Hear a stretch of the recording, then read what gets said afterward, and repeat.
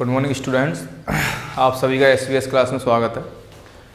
कल जो हमने पढ़ा था, हमने देखा था कि हम केमिकल रिएक्शन जो तुम्हारे एनसीईआरटी में दे रखा है, मतलब हिट एंड ट्रायल मेथड, उससे सीख रहे थे कैसे करते हैं।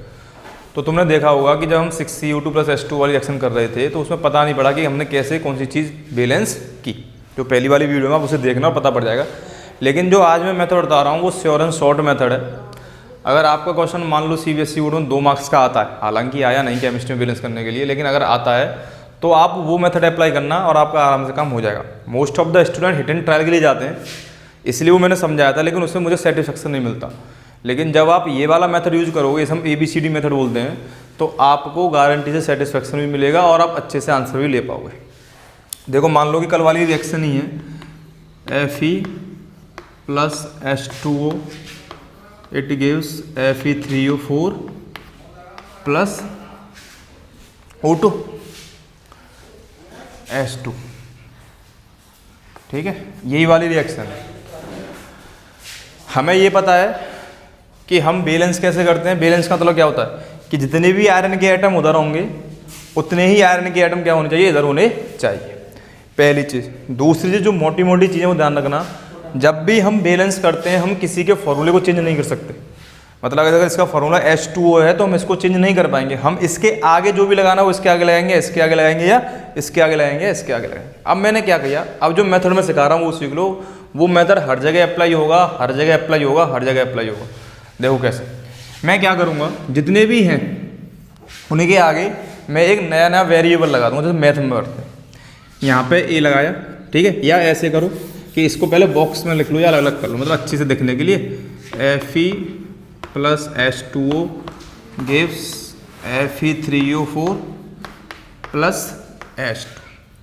ठीक है, अब सी लो, मैंने यहाँ पे लगा दिया A, मैंने एक नया वेरिएबल लगा दिया A, यहाँ पे लगा दिया B, ठीक है, यहाँ लगा दिया C और यहाँ लगा दिया D।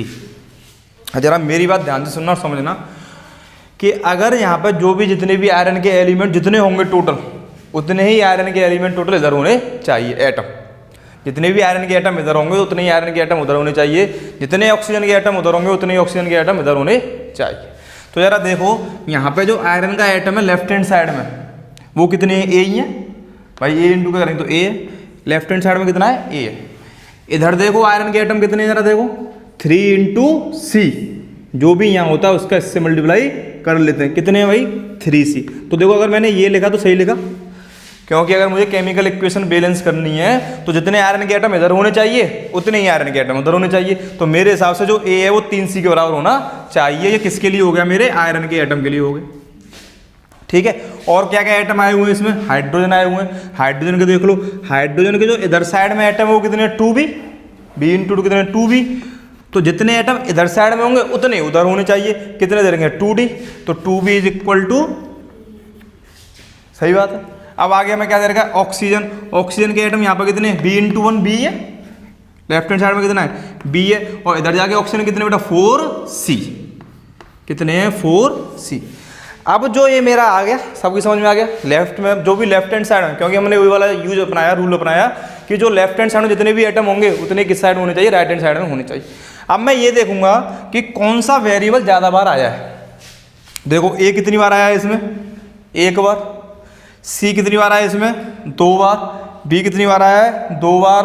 और D कितनी बार आया है, 1 बार। जो भी ज़्यादा बार आया होता है मैं उसे अपने मन से 1 मान लेता हूँ। मैं उसकी वैल्यू अपने मन से क्या पुट कर दूंगा, 1 पुट कर देता हूँ। कि या तो आप यहाँ पर B को पुट कर दो, क्योंकि B 2 बार आया है, और आया 2 बार क्या है, C 2 बार आया है। आप किसी एक को पुट कर सकते हो। मान लो मैंने B को 1 पुट किया होता, मैंने क्या किया, B को 1 पुट किया। अगर मैं B को 1 पुट करता हूँ तो देखो D कितनी हो जाएगी, 1 हो जाएगी। मैंने क्या किया, पुट B = 1। ये इसका लॉजिक क्या 1 पुट करने का, जो भी वेरिएबल ज़्यादा बार आया उसे हम 1 मान लेते हैं। मैंने अगर B 1 पुट किया तो 2 से 2 तो कट ही गया। अगर B 1 है तो बेटा यहाँ से D कितना हो जाएगा, 1 हो जाएगा। और अगर D 1 है, ठीक है, अच्छा B 1 हो गया, D 1 हो गया। अगर B 1 है तो यहाँ से C कितना हो जाएगा बेटा, 1/4। क्या मैं यहाँ वैल्यू पुट करूँगा ना B की 1, तो C की वैल्यू कितनी आ गई, 1/4 आ गई। और A की वैल्यू कितनी आएगी फिर बेटा, 3/, समझ में आ गई। मतलब अगर मैं इस हिसाब से रखूंगा तो मैं यहाँ पे क्या क्या रखूंगा, जरा देखो। A की वैल्यू कितनी है, 1, तो मैं यहीं छोड़ दूंगा। तो यहाँ पर रख दिया मैंने Fe। ठीक है, बी की वैल्यू कितनी आई है बेटा मेरी 1 ही है, तो मैंने यहाँ पे यही छोड़ दिया H2O। अब देखो सी की वैल्यू कितनी है बेटा 1/4 Fe3O4। डी की वैल्यू कितनी है बेटा 3/4 H2। लेकिन तुमने कभी भी कोई भी एटम के एलिमेंट जो होते हैं ये यहाँ पे, ये कभी भी इसमें नहीं देखा होगा इंटीजर में, ये कभी किसमें नहीं देखा होगा, इसमें नहीं देखा होगा अपॉन में, फ्रैक्शन में। तो मुझे किस में कन्वर्ट करना पड़ेगा, ये नंबर में कन्वर्ट करना पड़ेगा। तो मैं किसका गुणा कर दूं, सिंपल सा दिख रहा है 4 का गुणा कर दूं सब खत्म हो जाएगा भाई, 4 का गुणा कर दूं सब खत्म हो जाएगा। तो 4 का गुणा करूंगा तो क्या हो जाएगा, देखो 4 Fe प्लस 4 H2O Fe3O4, क्योंकि 4 से 4 कट गया, प्लस 3 H2। ये पूरा जिसका मैथ सही है उसे कोई दिक्कत नहीं होगी। इसी व्याप पे अब जो हम कल वाली रिएक्शन थे वो करके देखते हैं, देखो बैलेंस होती है कि नहीं होती, समझ में आएगा। कौन सी रिएक्शन पढ़ रहे थे हम, फोटोसिंथेसिस की पढ़ रहे थे। देखो समझते हैं और करते हैं, देखो कितनी आसानी से बैलेंस हो जाएगी, देखना। एल्यूमिनियम प्लस कॉपर, ठीक है, उसी फॉर्मूले से इसको बैलेंस करके देखते हैं, हो जाता है, उसमें पता नहीं दिक्कत आ रही होगी। अब देखो पहले में सिंबल आना चाहिए इनके, ठीक है। अच्छा यहाँ पे एक चीज़ ध्यान रखो, अगर कॉपर क्लोराइड दे रखा है तो यहाँ पर हमें फर्स्ट और सेकंड तो नहीं दे रखा, ठीक है। तो हम क्या मान के चलेंगे, सबसे बड़ी बात आती है ये, हम इसमें अपने यहाँ पे जो हाईएस्ट वैलेंसी होती है वो मान के चलते हैं। जो हाईएस्ट वैलेंसी होती है हम कौन सी मानेंगे, 2 मानेंगे कॉपर की वैलेंसी। जैसे कॉपर ऑक्साइड तो हम क्या फॉर्मूला बताते हैं, CuO, तो हमें कॉपर की वैलेंसी हम 2 लेके चलते हैं। तो यहाँ पे हम कॉपर की वैलेंसी कितनी लेके चलेंगे, 2 लेके चलेंगे। अब फॉर्मूला बना लेंगे, देखो aluminium is Al, copper chloride is CuCl2। Aluminium chloride क्या होगा यार, देखो Al की वैलेंसी कितनी होती है 3, Cl की 1, AlCl3 और कॉपर क्या हो जाएगा C, ठीक है। अब वही वाला मेथड अपनाते हैं हम अपना, यहाँ पे A लगाएंगे, यहाँ B, यहाँ C और यहाँ पर, ठीक है। जरा देखो एल्यूमिनियम लेफ्ट हैंड साइड में कितनी है, A है, इज इक्वल टू कितना हो जाएगा यहाँ पे C, ठीक है। अब आ जाओ कॉपर, कॉपर का कितना है B is equal to D। फिर आ जाओ क्लोराइड, कितना बेटा यहाँ पर 2B और that is equal to 3C। कौन ज़्यादा बार आया जरा देखो, B ज़्यादा बार आ रहा है, B और C दोनों ज़्यादा बार है, आप किसी को भी मान सकते हो। तो मैंने मान लो C को 1 मान लिया, अगर मैंने C को 1 माना तो A भी 1 हो जाएगा भाई। C को 1 माना तो इसमें एक को अपने आप मानते हैं, और अगर मैंने C को 1 माना, ठीक है, तो B की वैल्यू कितनी हो जाएगी 2/3। और अगर मैंने C को 1 माना है और B की वैल्यू कितनी आ गई 2/3 आ गई, तो D की वैल्यू कितनी हो गई 2/3।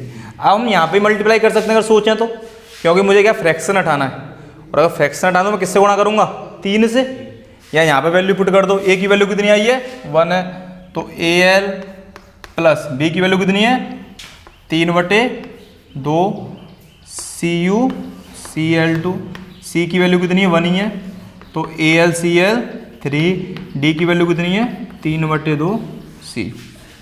मुझे क्या करना है, क्योंकि हमें कभी फ्रैक्शन में देखता नहीं नंबर, तो मुझे ये हटाना है, तो किसका गुणा कर दूँ 2 का गुणा कर दूँ पूरे में, तो क्या हो जाएगा देखो 2Al plus 3CuCl2 gives 2AlCl3 plus 3C। और देखो एल्यूमिनियम कितना है यहाँ पे 2 है, यहाँ पे भी एल्यूमिनियम कितना है 2 है, क्लोराइड कितना है 6, यहाँ पे कितना है 6, कॉपर के कितने हैं 3, कॉपर कितने हैं।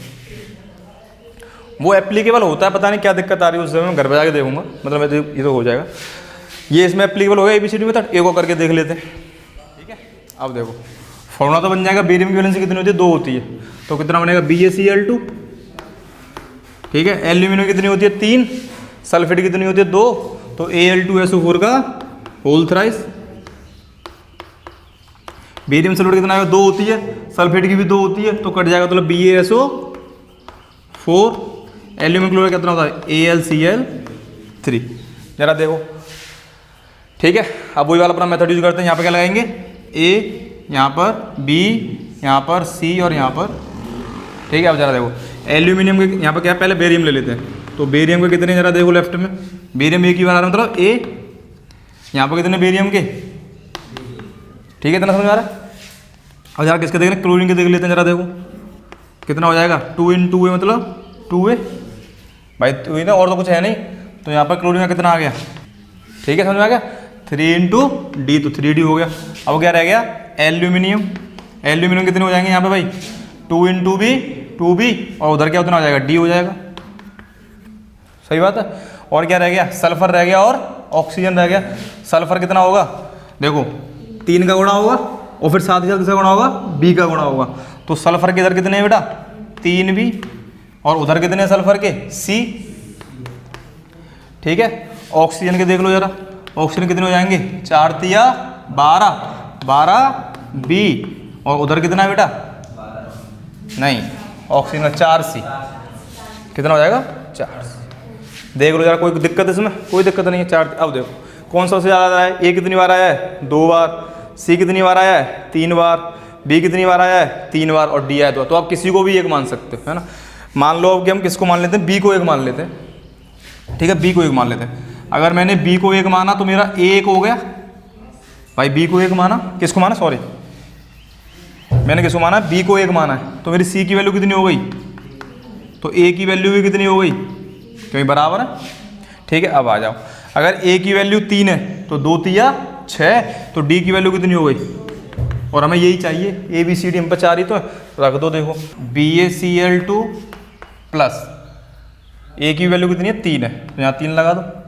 B की वैल्यू कितनी है, 1 है। Al2SO4 का होल थ्राइस, C की वैल्यू कितनी है बेटा, 3 है, तो 3BaSO4। D की वैल्यू कितनी है, 2। देखो hit and trial method use हो सकता है, लेकिन ये कॉन्फिडेंस वाला मेथड है और ज़्यादा टाइम भी नहीं लग रहा। अब देख लो बेरियम कितना है, यहाँ पर 3 है, यहाँ पर बेरियम कितना है, 3 है। यहाँ ऑक्सीजन कितनी है, 12 है, यहाँ ऑक्सीजन कितनी हो गई, 12 हो गई। ठीक है। और सल्फर कितनी है, यहाँ पर देखो 3 है, तो सल्फर भी 3 हो गई। एल्यूमिनियम कितनी है, 2 है, तो 2 हो गई। क्लोरीन कितनी है, 3 दूनी 6, तो कितनी होगी, 6 हो। ठीक है, समझ में आ गया। अब बैलेंस करना सीख जाएंगे, उसको मैं देखूंगा। ये ABCD मेथड है, श्योर एंड शॉर्ट मेथड है, इससे तुम्हें समझ में आएंगे। तुम्हें करना क्या, देखो मैं बताता हूँ। ठीक है, ऐसे A मान लिया, यहाँ पर जरा देखो Fe कितना बेटा, इधर A है, उधर कितना हो गया, 3C हो गया। ठीक है। हाइड्रोजन कितना है यहाँ पे, 2B है, उधर कितना हो गया, 2D हो गया। ठीक है। ऑक्सीजन कितना है यहाँ पे, B है, और उधर कितना हो गया, 4C हो गया। अब देखो B 2 बार आ रहा है और C 2 बार आ रहा है, तो किसी को एक मान लो। मैंने मान लो C को एक मान लिया। अगर मैंने C को एक माना तो A की वैल्यू कितनी हो गई, 3 हो गई। और जैसे मैं C को एक मानूंगा तो B की वैल्यू कितनी हो गई, 4 हो गई। ठीक है। अगर B की वैल्यू 4 हो गई तो D की वैल्यू कितनी आ गई बेटा, 4 ही आ गई। रख दो। A कितना माना मैंने, 3 है, तो 3Fe। ठीक है। B कितना माना है, 4, तो 4H2 गिव्स। ठीक है। C की वैल्यू कितनी है, 1 ही है, तो Fe3O4। D की वैल्यू कितनी है, 4। देखो 4 दूनी 8, 4 दूनी 8, 4 गुणा ऑक्सीजन, 4 ऑक्सीजन, 3 आयरन। ये सबसे बेस्ट मेथड है, इसमें हिट एंड ट्रायल की जरूरत नहीं है। ABCD रखो, उसके मेथड करो। तो आपको देखो जो क्वेश्चन करने में कौन कौन से करना है, घर से करके लाने हैं। NCERT की तरह देखो, तुम्हें करना है क्वेश्चन नंबर 5 होमवर्क है, क्वेश्चन नंबर 5 करना है, क्वेश्चन नंबर 6 करना है, और क्वेश्चन नंबर 7 करना है NCERT एक्सरसाइज का, इन टेक्स्ट का नहीं, एक्सरसाइज का। ठीक है। जो ना है फिर मुझसे पूछना। अच्छा 8वां भी है, और साथ ही साथ 8वां। ये तुम पे मैं सोचता हूँ क्वेश्चन आने चाहिए पूरे के पूरे।